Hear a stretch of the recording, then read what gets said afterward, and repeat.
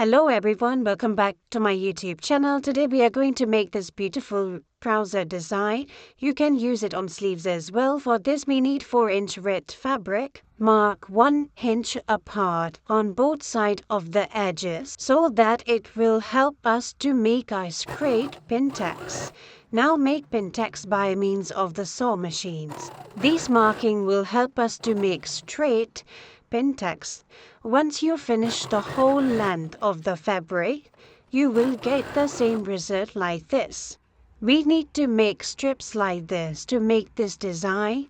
I already upload the video how to do that in my YouTube channel. Please go and check. I will also copy the link in the description box. The length of the strips is 3 inches. I am stitching the strips on the 3-inch red fabric. You can change it as per your requirement. Once you attach all the strips on the fabric, it's time to sew it from the other side to hold the strip straight.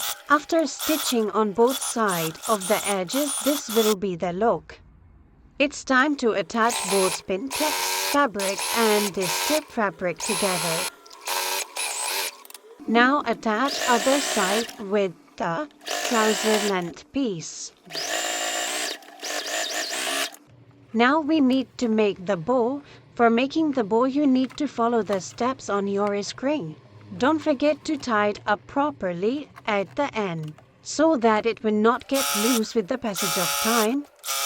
It's time to attach the final strip at the bottom of the trouser. You can use the same design in the sleeves as well. If you like my video, please don't forget to like and subscribe my channel. Have a great day.